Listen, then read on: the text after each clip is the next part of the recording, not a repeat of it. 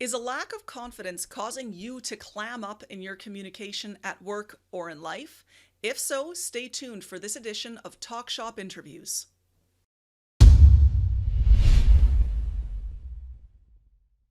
Hello, everyone. My name is Lauren Sergi, and this is Talk Shop Interviews, where we chat with experts across a wide range of industries and subject specializations about communication issues that affect our work and our life. Confidence has a huge impact on our communication and on our willingness and even our ability to give voice to our ideas and to bring our ideas into life, to take action on different things that we want to do, whether it's at work or in our home.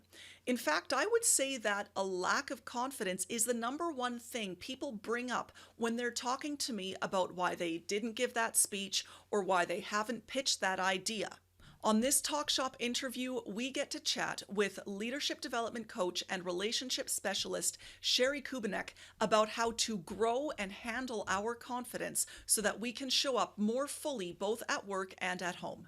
Shari Kubinec is a leadership development expert and certified coach specializing in personal optimization and relationships. Shari holds a master's degree in leadership and training from Royal Roads University in Victoria, as well as a master's degree in communications technology from the University of Alberta.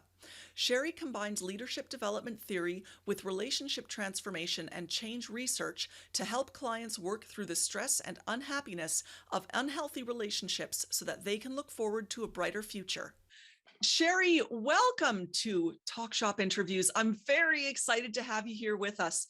And you've got a really interesting background in terms of how you came about to leadership coaching, to developing your business, to becoming who you are today. So I'm wondering, could you kick us off by telling us a little bit about your background and how it is you came to create your current business? Sure. First of all, thank you for having me. This is great. It's great to talk to you. We haven't talked, I think, since before the whole world changed. Yep. But yeah, so I spent most of my career in government. So started out with at the municipal level, and then moved on to provincial. And my first degree I did was in communication. So I think that right from the very beginning of my career, I was interested in all things communications. And then I went on to do a master's in leadership and training. And I think that that was probably the most influential for me in terms of looking at what creates good leaders, and seeing how confidence is such a huge part of that, and how we communicate. And so the leadership stuff, is about organizations, but it's also about the personal side of that, because you can't be a good leader. You can't get up and communicate well if you don't care about people. And that's the piece that is hard to teach, but easier to kind of coach to as people work through developing their own, personal skills around it. Then I went on to do another master's in communication technology, which was great. It was like 15 years later. But that was great too, especially around 2017, where it was really obvious that you can't separate communication from technology in business anymore. And so learning, and I'm sure in your business, it's the same thing, learning even how to present.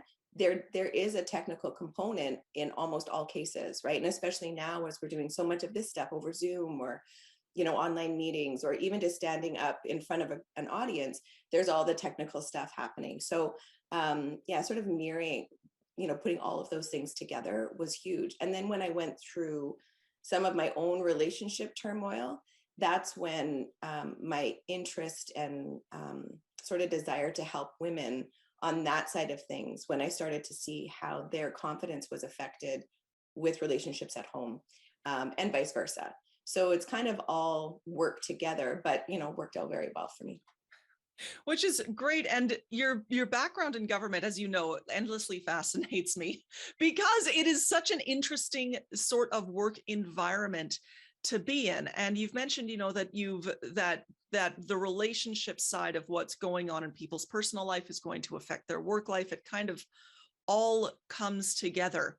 Something that I've noticed in regards to workplace relationship and communication is that people will say, oh, I don't like office politics. And of course, if we think about government work and municipal work, it's all politics, right? At various levels.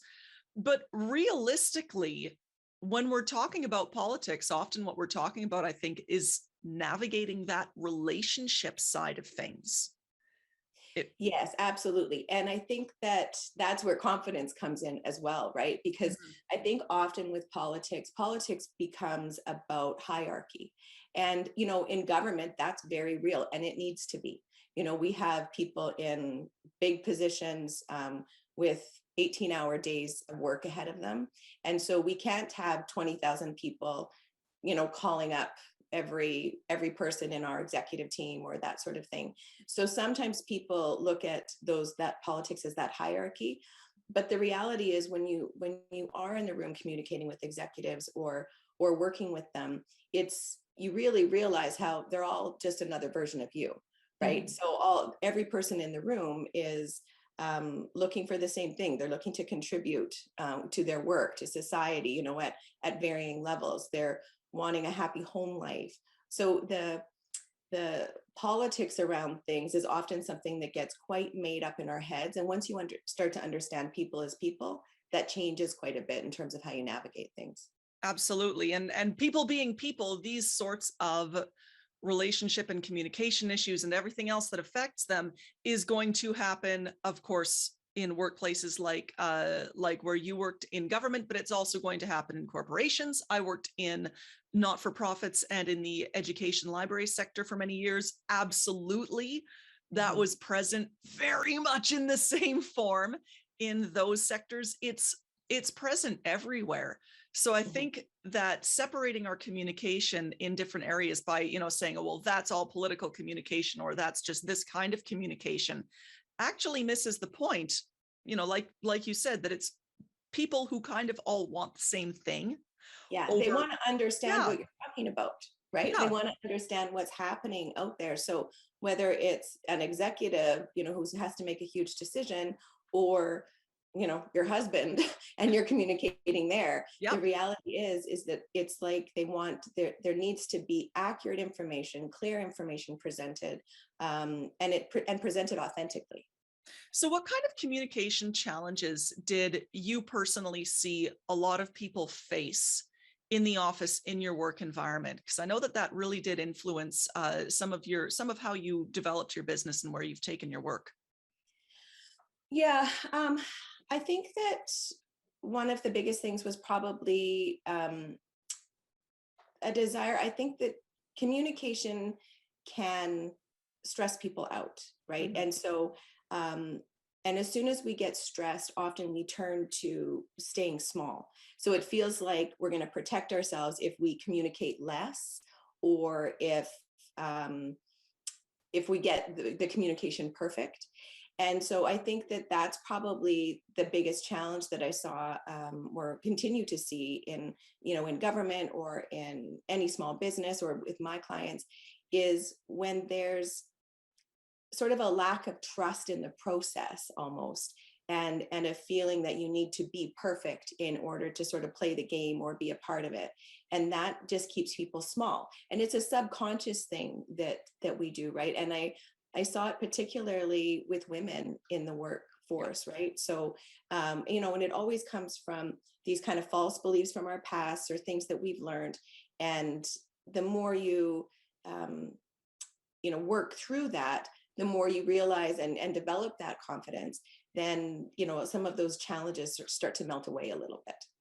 That staying small piece is really significant, and you hit on something that I think is so important for of course our women listeners in particular Mhm. to latch onto, is that need to be perfect, or that perception that we have to be perfect. That bar is set still much higher, generally speaking, for women than it is for men that need to achieve a perfection bar. And it buries itself into your brain, doesn't it? Like, we really internalize Yeah. this need that I cannot make a mistake. Yeah, and you see it, as someone in a large corporation or government or wherever you are, you see it, that difference a lot between men and women, right? So women don't only need to be perfect at work or feel that pressure, they also need to be perfect in their home life, Yeah. right? So, and this is not to discard the huge contributions that men are making. So, that's a thing, obviously, but there's a different. Gentlemen, we are not hammering on you We right are now. not. This I'm is not. not Yeah. this is not about that. No, this is not about that, but it is about, I think that a lot of work needs to be done to help women to show up in the workplace with their full confidence, instead of focusing on all the things they don't know, or all the things that they're not doing well, to find their niche and find the things that really light them up and inspire them, and go after that. And then it's the same thing in their home life, right? So often people will stay in these horrible relationships that are, not serving them in any way and kind of dragging them down. But it's because there's shame around divorce, or, this failure of relationships, and the home life stuff. So in all those cases, it becomes about developing sort of a sense, and getting back to that sense of who you are, and what is going to allow you to contribute the most in the workplace, in your home life, in your friendships, and all of those relationships. This takes us, right into that issue that how we behave at home, how we behave at work isn't all that different Yeah. in many cases. And, of course, communication and confidence go hand in hand. What sort of similarities have you picked up between people's behavior when it comes to communication and when it comes to confidence at work versus at home? How do they dovetail? Yeah, it is funny, because we do tend to think that we can compartmentalize, right, our lives. So it's like, at work, I'm this person; at home, I'm this person; as a mom, I'm this person. But the truth is, I always say, how we do anything is how we do everything. So when you start to uncover some of the belief systems you've got that are maybe holding you back in some areas, that's where you really start to see those patterns. So if you're someone who is a people pleaser, for example, you might be people pleasing in an attempt to have those people respond to you in the way that you want them to respond. But in the meantime, you could grow really resentful of, the amount of work you've got to do, or whatever. And women who are people pleasers at home often are also people pleasers in the office. And and it's the same thing. So they're wanting to develop a career, but they, instead of sort of being more assertive and going after what they want, they tend to sit back and hope that by pleasing everybody, they're going to get the results they want. And that never works. So that's just one example. On the opposite end of that, if you're a really, really controlling person at home, you might become a really controlling person in the office. That also doesn't work. Right. So there can be sort of a toxic level on the spectrum of any of those personality traits. And any area of your life where you see, well, this isn't working, and you're frustrated and thinking, why isn't it working? That's the area to delve into, to start looking at those underlying belief systems that you might not even realize are coming from your past, but they're guiding you into more of the same in the future. How might those kind of underlying belief systems affect our communication? And by that, I mean, like, specifically the kind of words that we use, the way that we put our ideas forward. What sort of things have you seen there with underlying beliefs? Yeah, that's a really great question. I think that, um, you know, your underlying belief system often is where your confidence comes from and your decision making comes from, right? So if you are someone who is, like I said, use the example of being really controlling, it's something that the words that you use, and your body language, which, as you know, is a huge part of how you communicate. You could you kind of communicate with a mask on in some ways, in the sense that I'm saying what I think I should be saying, instead of that more authentic communication, which comes from a different place of trust. Mhm. So, and the authentic communication is what people feel. It's always about the energy. And we all have been there with, sort of the smarmy, salesy approach that somebody takes, where you can feel like this person does not have my best interest at heart. Yeah. And it's the same thing, and so when we'll do all the training, and all the steps, and learn, okay, this is the steps to influence somebody, this is a step to make the sale, this is the step when you're in front of a boardroom. But those steps matter. But what's more important is the energy that you're bringing to it. Are you confident? Are you saying something that you truly believe in? And that kind of thing comes out, and it comes out in so many ways, and they're ways that are almost, you almost can't even describe what those ways are, but you can feel them. Mm-hmm. So where does confidence come from then?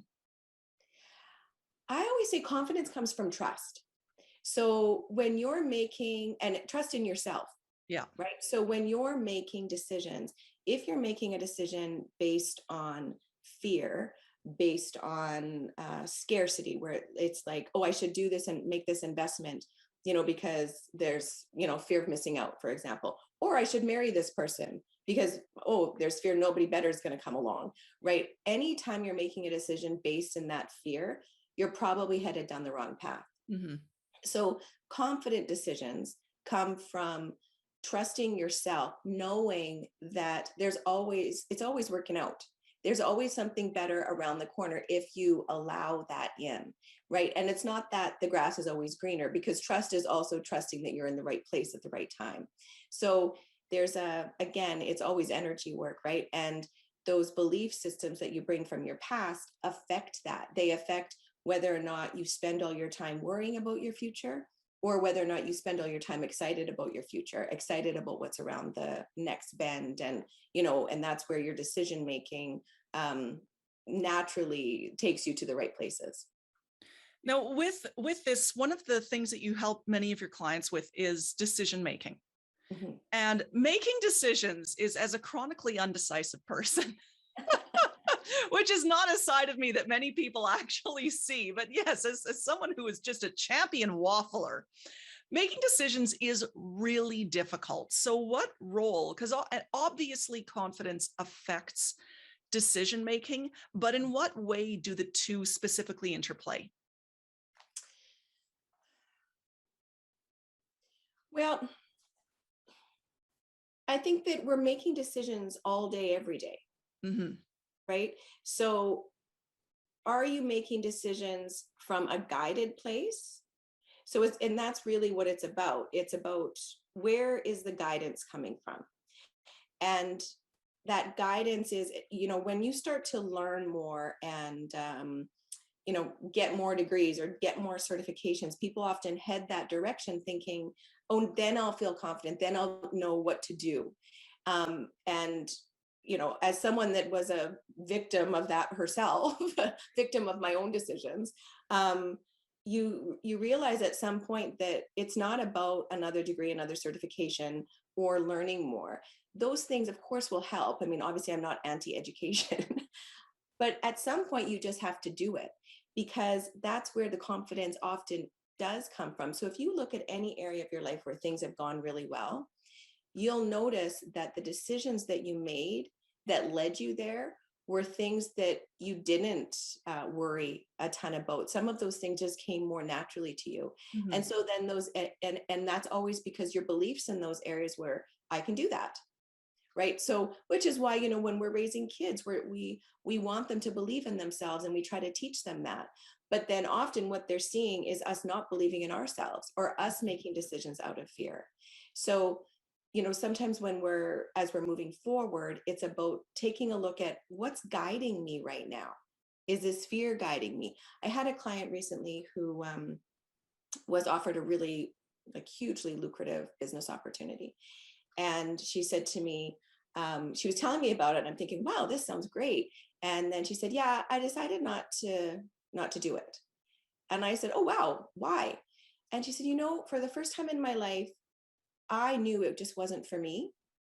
And I know that I don't need to make that decision based on fear of missing out. And if I make the decision to do that, that's all it is, because I don't really want to do that work. And I was so proud of her, because I thought, there's a good decision. Mm-hmm. That's confidence. When you can give up, a huge amount of money and opportunity that somebody else would look at and think, oh my gosh, I can't believe you didn't do that. When you can do that, knowing that and feeling really good about it, you know that you've got confidence. So, and so when your decision doesn't feel like that, when your decision feels like, I better do this, or else, or I can't do this or else, again, you're headed in the wrong direction because you're not confident. You're not making the decision from a place of confidence. You're making it from a place of fear. I was trying really hard not to burst out laughing when you mentioned, going back to school and getting more degrees and more certification, because every single time, Shari, I think about going back for a PhD. Mm-hmm. It's in those moments where something is hard or uncertain or I'm scared and it's like 11 o'clock at night and looking at things on the internet thinking, oh man, so if the bottom just falls out of this tomorrow, what will I do? Yes. Yes. Because exactly. Usually and then in the morning I wake up and say, Lauren, that's a terrible reason to go back for a PhD. Yes, exactly. It's truly an atrocious reason. Yeah, and you're absolutely right. When I look back on, journaling and stuff that I've done over the years, every time I went back to school, it was always at a time where I was like kind of in a slump, right? And felt like, well, maybe this will help. Yeah. And again, it's not that those things didn't help, but they were a lot of work and a lot of sacrifice. And there's a lot of other things I could have done that probably would have helped as well. Yeah. Right. So now, like you, every time that there's something else comes up and I think, oh, that looks fascinating. Maybe I should go and, get a certification in that. And it's like, no, stop. Just keep doing some things and learning through doing things. Because again, that's where I could have 8 more degrees and I would never have developed the confidence that I've developed by just doing it. And to wit, it doesn't mean that those decisions would have been bad in different circumstances or in different situations. For right. Many people, going back, getting the certification, doing whatever is absolutely the right decision. It expands them, it gives them more. For others, again, if it's coming from a place of fear and worry and looking for a safety net, that probably is, again, not the best choice for your client. The business opportunity very well may have been, as you said, a really excellent opportunity for someone else. Exactly. It doesn't mean that the choices themselves are bad for everyone. Just what is it in this moment that your gut is telling you? Now, as you know, we keep talking about confidence because it is such a major issue in communication and in taking action in our life. And of course, it's a huge factor for us being willing to take ideas out into the world. This is something that I run into in my work. People want to give a talk on a certain thing, but they're afraid that they can't. They want to start a business or try out some kind of new venture, but they're worried about doing it. And of course, lots of us get really stuck in that lack of confidence trap. Do you have some specific activities or sort of exercises that you help people do to give them the confidence, or at least to build that confidence so that they can bring their ideas into being? Yeah, I mean, we have lots of different activities and ideas for people, but probably the biggest thing is taking a look at how much of it feels like a risk. And so when you want to do something, whether that's big or small, that's where that decision is based on, right? Is how risky does this feel to me? And then what's the space between the risk and my insecurities around it, right? And that's usually the space that you need to take a look at, and take a look at what's causing these insecurities, what's causing me to question whether or not I should do something that I really want to do. Because if there's something you really want to do, but there's a whole bunch of fear around it, you've created insecurity. There's a story you're telling yourself about it. And you'll see people who have all that confidence and are big risk takers. And that's the only difference, is they're doing the exact same thing. The difference is that they've got those false beliefs from their past removed. They've, often learning more when people do go back to school or get certification, often learning more. What that's really about is unlearning the old stuff, right? And unlearning the stories that we've developed through various experiences in our lives. And I always say, we start out, clients come to me and it's like they're this way, they've got these blinders on, right? And as they unlearn those belief systems from the past that are holding them back, the blinders slowly lift. And I always say that all of the solutions, all of the guidance is right here. It's just right in front of you, circling, circling around, waiting for you to go, oh, there's an idea. But you can't see it when your head's down and you've got a really narrow focus. Mm-hmm. So when you want to bring those ideas forward and move forward with anything in your life, that's what it's about. It's about what's stopping me, what's creating that gap between me taking action, and moving forward towards what I want. Now, at some point, we're going to need to have to take the steps and have the conversation and say the idea and, talk to whoever it needs to be, even though we might not be feeling 100% there. And many people make the mistake of assuming that confidence means that you don't feel any self-doubt, that you're like, yes, I can 100% do this no matter what happens. I've got this, which isn't the case. It's pretty much never the case, actually, that confident people feel that way all the time. But at some point, we do need to push ourselves out of that comfort zone and act on the confidence.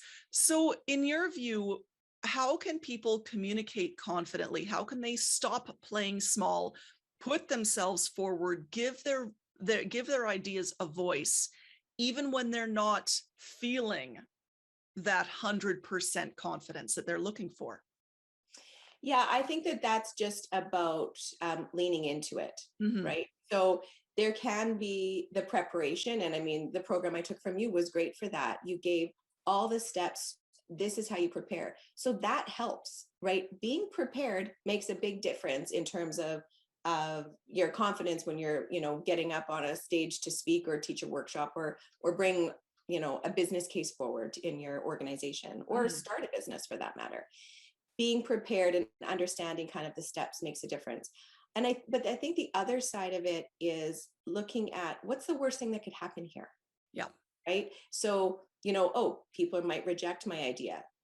I always say then you look at that as, in life or business as a checklist. There's going to be this many no's before you get to the yes. There's going to be this many failures before there's a big win.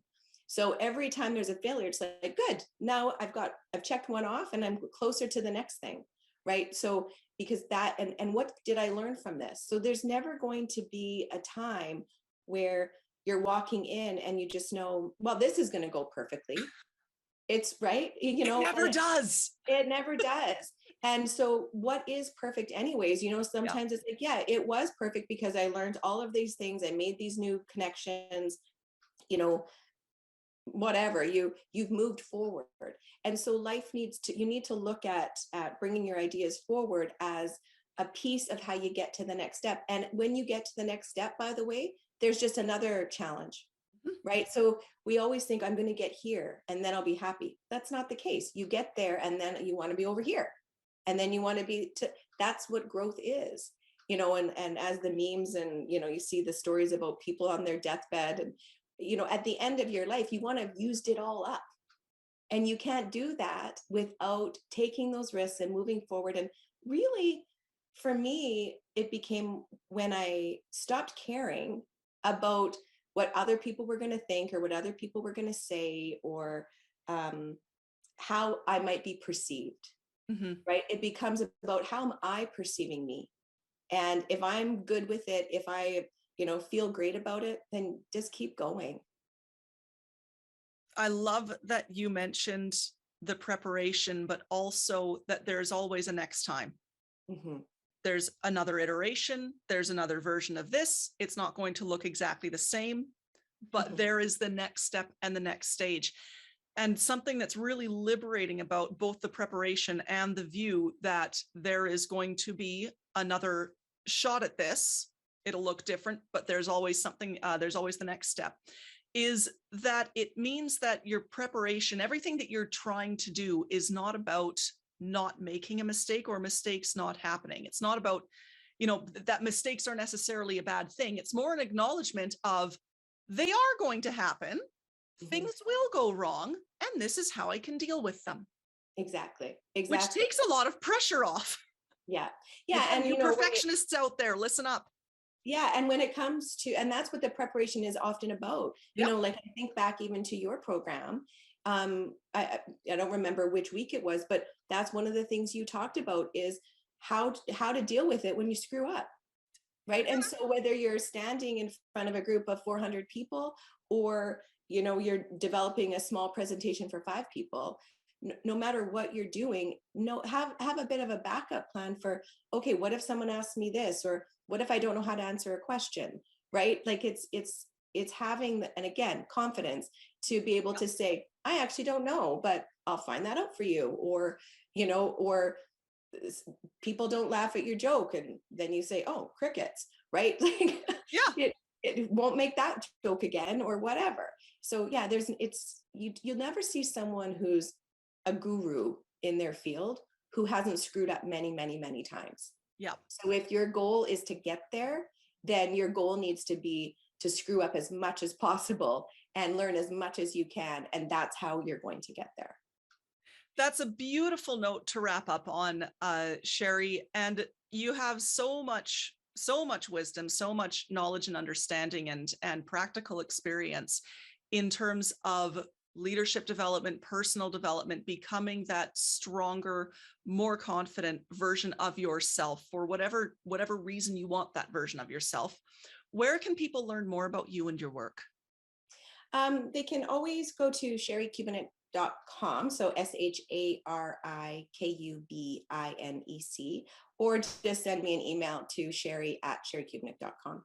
And of course, I will have those links as well as Shari's email address in the show notes down below.